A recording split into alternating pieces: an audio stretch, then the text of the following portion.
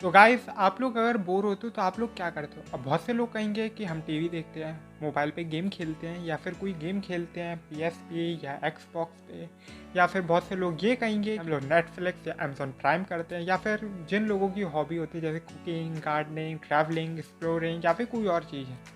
लेकिन आपने कभी सोचा आज से हजारों साल पहले लोग क्या करते थे? राजा महाराजा थे, उनका जो सबसे फेवरेट गेम होता था या हम कहें जिस चीज़ के वो सबसे ज़्यादा शौकीन होते थे वो था शिकार। आज की डेट में नहीं होता क्योंकि आज की डेट में ये सारी चीज़ें इलीगल हैं। शिकार राजा महाराजा लोग करते थे, या तो वो अपने स्वाद के लिए करते थे या तो मनोरंजन के लिए करते हैं। फिर कैमरा आया तो सिर्फ एक फ़ोटो खिंचवाने के लिए वो लोग शिकार भी करते थे, जानवर को मारते थे, उसके बाद उसके ऊपर खड़े होके एक फ़ोटो खिंचाते थे, या फिर अपने घर के लिए एक टाइगर का कारपेट के लिए एक टाइगर का शिकार किया जाता था। इंडिया के अंदर टाइगर की जो पॉपुलेशन कम होने का रीज़न है वो भी शिकार ही था सबसे बड़ा। या तो अंग्रेजों ने किया है या तो इन राजा महाराजाओं ने जो हजारों सालों से उसे शासन कर रहे थे उन लोगों ने किया है। किसी की जान लेना ये एक तरीके से एक स्पोर्ट इवेंट था, और ये सिर्फ जानवरों के लिए नहीं इंसानों के लिए भी था। आपने कोलोसियम का नाम सुना होगा। कोलोसियम फेमस था सिर्फ अपनी जंग के लिए या हम कहें लड़ाइयों के लिए। यहाँ पे दो योद्धा आमने सामने आते थे और तब तक लड़ते थे जब तक एक जना मर नहीं जाता। और ऐसा सिर्फ रोमन सिविलाइजेशन में नहीं, हमारे इंडिया के इंडस वैली सिविलाइजेशन में भी देखने को मिला है। फ़ारोस के इजिप्शियन सिविलाइजेशन में, ईरान के मेसोपोटामिया में, इनकाज में, मतलब डिफरेंट हजारों साल पुराने सिविलाइजेशन में इंसानों का भी खेल देखने को मिला। आज भी कई सारे ऐसे इवेंट्स होते हैं जहाँ पे इंसानों की जान ली जाती है, हालांकि वो ह्यूमन राइट्स का हनन करते, जिसकी वजह से बहुत से देशों ने ऐसा इलीगल कर रखा।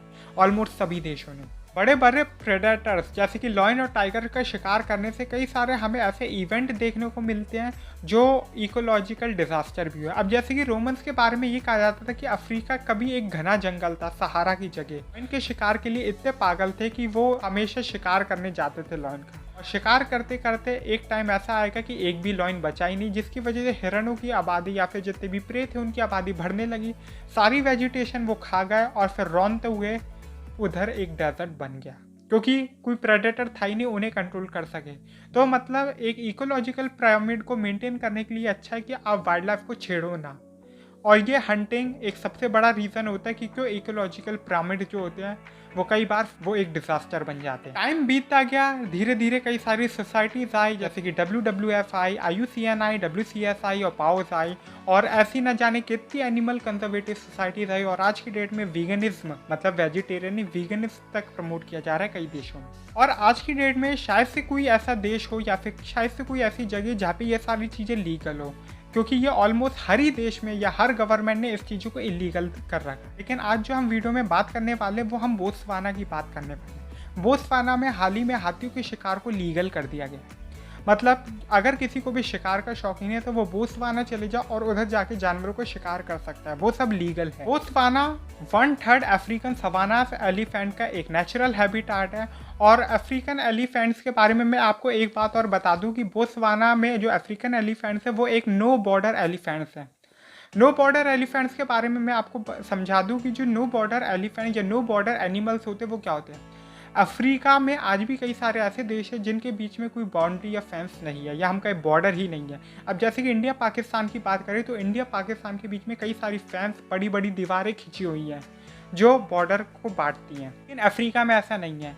अब इंडिया पाकिस्तान में भी आज से हजारों साल पहले बात करें तो ऐसे कई सारी स्पीशीज होती थी, ये जानवर होते थे जो गर्मी आए तो इंडिया आ गया, और अगर मान लीजिए सर्दियाँ हो गई तो माइग्रेट करते हुए पाकिस्तान, अफगानिस्तान, ईरान की साइड चले गए। इंडिया और नेपाल में बॉर्डर ना होने की वजह से आज भी कई सारी स्पीशीज है जो इंडिया और नेपाल की तरफ माइग्रेट करती रहती है सीजन बाय सीजन।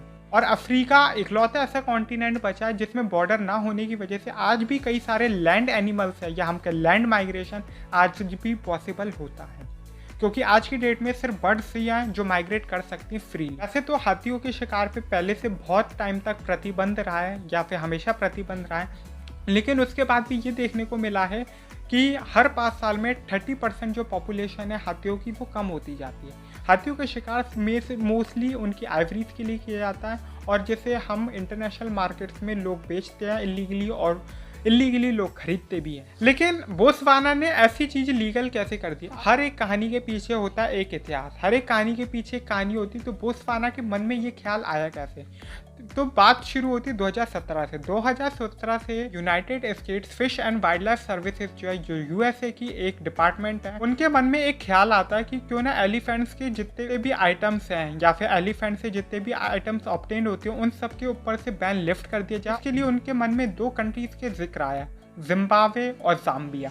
लेकिन डोनाल्ड ट्रंप के एक ट्वीट की वजह से, या हम कहें डोनाल्ड ट्रंप का एक डिससेटिस्फैक्शन लव टुवर्ड्स एनिमैलिटी, जिसकी वजह से यूनाइटेड स्टेट्स ने इसके बारे में आगे बात की ही नहीं और ना ही उन्होंने कहा, और इस सब डिसीजन को उन्होंने रख दिया, मतलब उनके आज भी बैन। हालांकि यूएसए के बारे में आपको एक बात बताना चाहता हूँ कि यूएसए में आप आज भी हर तरीके के जानवर पाल सकते हो। ऐसे बहुत से लोग हैं यूएसए के अंदर जो टाइगर्स पालते हैं, लॉयन पालते हैं, एलिफेंट्स पालते हैं, और कई सारे लोग पालते हैं, क्योंकि उधर हमारे इंडिया की तरह कोई वाइल्ड लाइफ फैक्ट नहीं है। जब यूएसए ऐसा सोचता है तो 2018 में बोत्सवाना की जो गवर्नमेंट है उनके दिमाग में एक बल्ब जलता है, उनके दिमाग में एक ख्याल आता है कि क्यों ना हंटिंग को लीगल कर दे, क्योंकि अगर हम हंटिंग को लीगल कर दे तो बहुत से लोग शिकार करने आएंगे, जिसकी वजह से हम लोग कितने पैसे कमा सकते हैं। ये डिसाइड करने के लिए कि हम हंटिंग को लीगलाइज करें कि इलीगल करें, उसके लिए बोत्सवाना की गवर्नमेंट ने एक कमेटी बनाई जो ये डिसाइड करेगी कि अगर हम शिकार को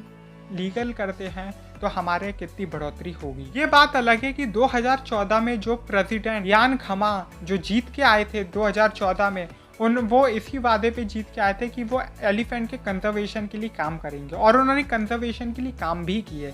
लेकिन उनके मन में 2018 तक ऐसे ही बातें आने लगी कि वो अगर हंटिंग को लीगल कर दे तो बोत्सवाना जो है वो इकोनॉमी की इम्पोर्टेंस से बहुत बूस्टअप करेगा, और जिसकी वजह से उन्होंने एलिफेंट की जो हंटिंग है वो लीगल कर दी। अब जो एक चीज़ मैं बोलना चाहूँगा कि अगर मान लीजिए एक हाथी को देखने के लिए रोज़ 10 लोग आते हैं जो 1-1 लाख रुपए देते हैं, आप एक दिन में कम कमा रहे हो, लेकिन उसी हाथी को देखने के लिए एक शिकारी आता है और वो कहता है कि मैं 1 करोड़ दूंगा और इसका शिकार करूँगा।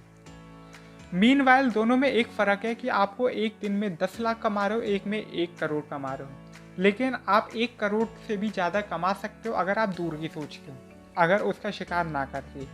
क्योंकि जो अफ्रीका का जो टूरिज्म है, या अफ्रीका जो सबसे ज़्यादा कमाता है वो अपने टूरिस्ट की वजह से, जो कि वाइल्ड लाइफ टूरिस्ट, मतलब हॉट एयर बलून में बैठ के लोग उधर की वाइल्ड लाइफ का मजा लेना चाहते। बोत्सवाना की गवर्नमेंट ने जो इन एलिफेंट विदाउट बॉर्डर्स के लिए शायद से ये हंटिंग लीगलाइज कर दी है, जिसकी वजह से इन्हें पूरी दुनिया में क्रिटिसिज्म फेस करना पड़ा, जिसका इन्होंने रिस्पॉन्स दिया और उन्होंने ये बताया we have tried our best, हमने सारे हथकंडे अपना के देख लिए कि हम इनके लिए क्या कर सकते थे। लेकिन एक्चुअली में क्या होगा कि इस एलिफेंट्स की वजह से हमें कई सारा नुकसान हो रहा है, मतलब गाँव वालों के खेत नष्ट कर देते, उनकी लाइवलीहुड पे असर करते, उनके घर तोड़ देते और कई बार गांव वालों को भी इंजरी कर देते। अब पॉलिटिक्स इस दुनिया की सबसे बुरी चीज़ है मेरे अकॉर्डिंग, क्योंकि एंड में ये जो सबसे बड़ी चीज़ है कि इसका जो एडवांटेज मिला उन्हें वो ये मिला है कि हाथियों की हंटिंग को लीगलाइज करने की वजह से जो हंटर्स हैं वो गाँव वालों को भी पैसा देते हैं, क्योंकि गाँव वाले हेल्प करते हैं हंटिंग में।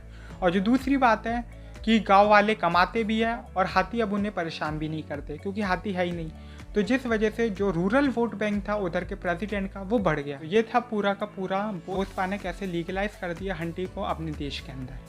आपकी क्या राय है आप बताइए। और ये जो पूरा का पूरा वीडियो है, ये पूरा का पूरा डाटा वो मैंने नेशनल ज्योग्राफी की वेबसाइट से लिया है, तो मैं लिंक डिस्क्रिप्शन में डाल दूंगा, आप चाहे तो इसे डिटेल में पढ़ भी सकते हो और चाहे तो सर्च करके पढ़ भी लो। अगर आपको वीडियो अच्छी लगी हो तो लाइक कीजिए और ज़्यादा से ज़्यादा शेयर कीजिए और मेरा चैनल सब्सक्राइब कर दीजिए।